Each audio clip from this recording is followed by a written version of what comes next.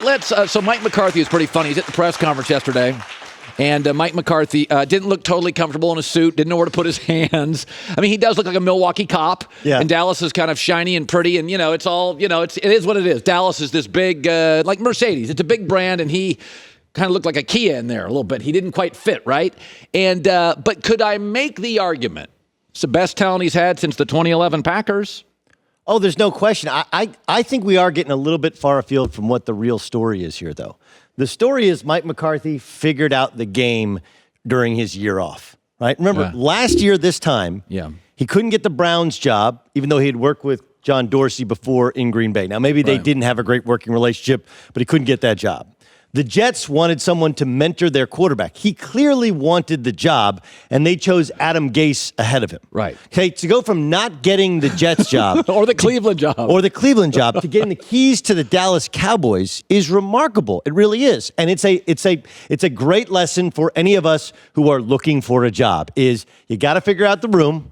You got to figure out the trigger points. You got to come prepared. You got to say those kind of key words, right? Those trigger words. Yeah. He said analytics.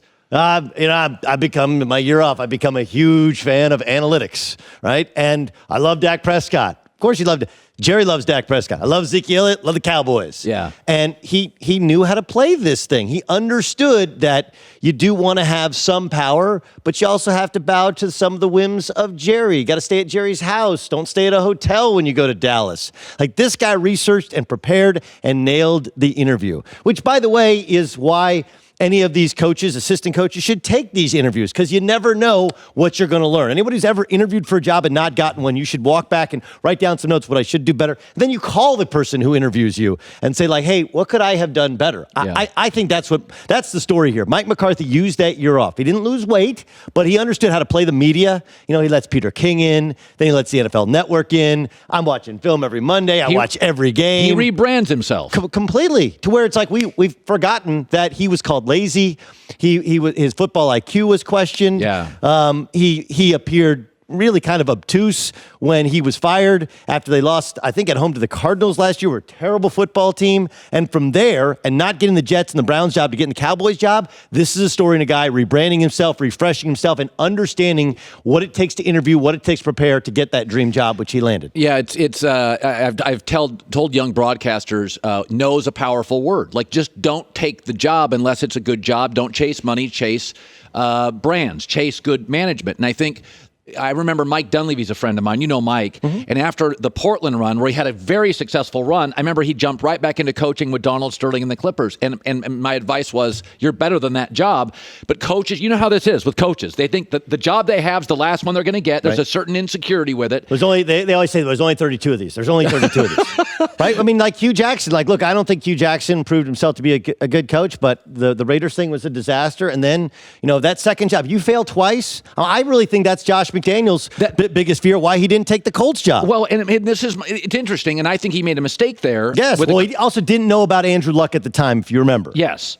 But I don't think anybody thought he would retire, but it's fair. But I think Josh McDaniels looks at Cleveland and says, okay, if I whiff here, right, it's over. You get like you don't get a third chance if you fit, because Denver was bad for Josh McDaniels. Yes. He was arrogant. He loved Tebow.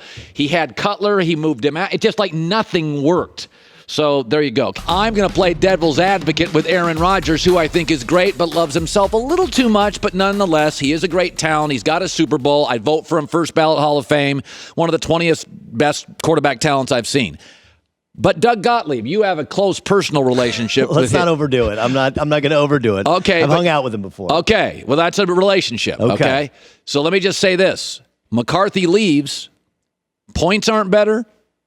Third down conversion's worse. Second half points. He hasn't elevated, and Russell Wilson enters the league. Look at Russell and Aaron's numbers since. Hold on. Hold on. Listen, I knew this graphic was coming about how essentially, they're the same dude with the exception of record, since Russell Wilson got in the league. We'll get to that in a second. Yeah. Are the Packers a much better football team this year than they were last year?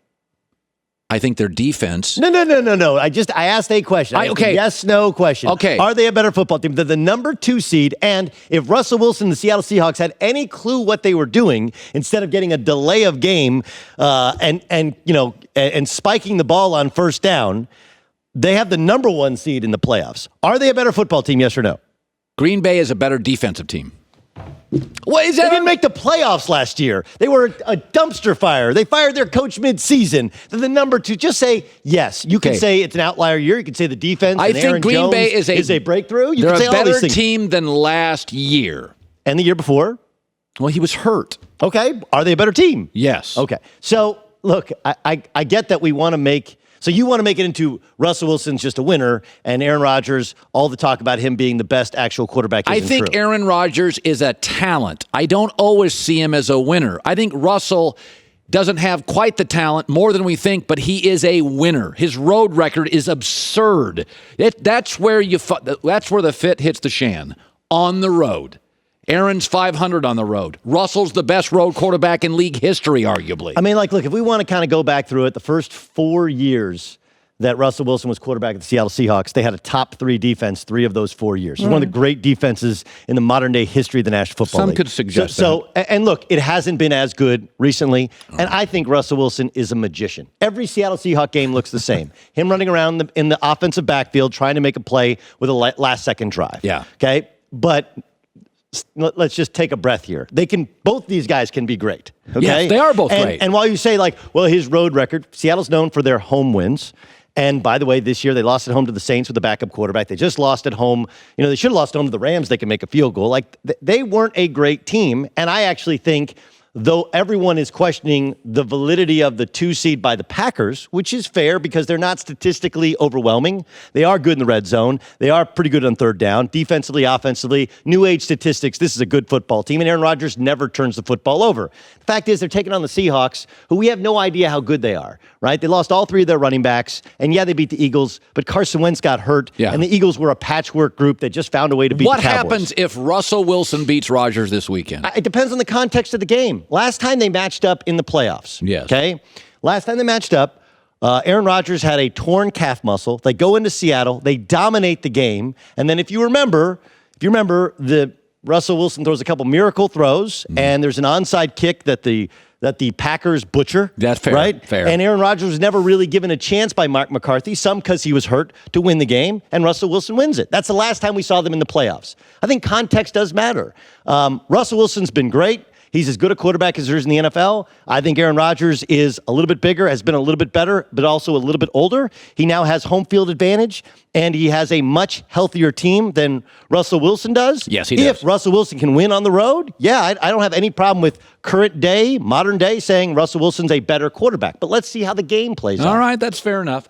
So I was saying this, I have experience on moving cross country and taking new jobs. And when you take new jobs, the first year, it's a lot of work. You almost have to tell your family, I'll see you in 12 months. It's a lot of work. What you don't want when you take a new job is drama. So Matt Rule takes the Carolina job. Nobody disputes that Cam today is better than everybody on the roster. But Carolina has an aggressive owner and an aggressive coach.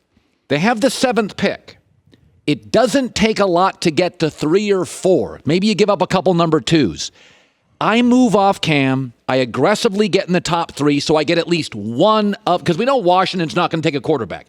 So if you get the 3 or 4 pick from 7, you don't have to give up multiple ones. I think you move off Cam, though I think Cam's better than anybody in the room. But when you take a new job, you kind of want to start fresh. And I think if you keep Cam, that puppy is going to be hanging over you. Are you going to keep Cam? Going to give him a long-term deal? He got to a Super Bowl.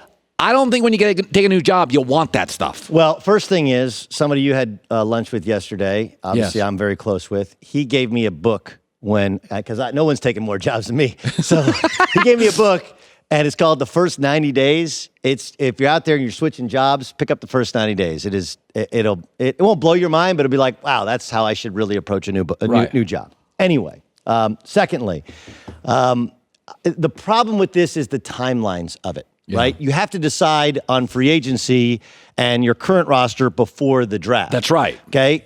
So I think they keep Cam, and here's why. One, Cam did what you have to do when you have a new boss. I likened it to, if you guys have seen Indiana Jones and The Last Crusade, do you remember what the penitent man? Only the penitent man will pass, and that's when he kneels and the razor blade comes and almost cuts his head off. I remember that. Cam was penitent. Like, he wasn't bowing before him, but they apparently had a talk, had a meeting, and Cam said, I don't want to talk about the past. I just want to talk about the future. That's a good thing to say. It's a really good thing to say. Secondly, he only makes $19 million. Well, that's a lot of money to everyone except for you in this room. That's a lot of money. Let's not go there. But $19 million for a former MVP is cheap. It's cheap. Discount. Okay? And also, I want you to factor this in. Who are the top 2 prospects at quarterback next year in the draft? Trevor Lawrence and Justin Fields. Where are they from? The South. Okay? They're from like an hour from each other, right? I think they're both from Georgia. Yeah. And they're both going to be available. And if you're sitting there and you're Carolina, you say, remember, Matt Rule, what he did at Temple, first year, just kind of trying to figure things out, then got it going. Baylor, first year, dumpster fire, just trying to kind of get things going. I think he probably keeps Cam, holds on to him, sees what happens in the draft, and if they pass on a quarterback, they know that next year there's 2 elite prospects out there. Hi, everybody. Thanks for watching. Subscribe here to get the latest from the show. Also, be sure to check out more of the best clips from The Herd or go watch a few segments from other shows on FS1.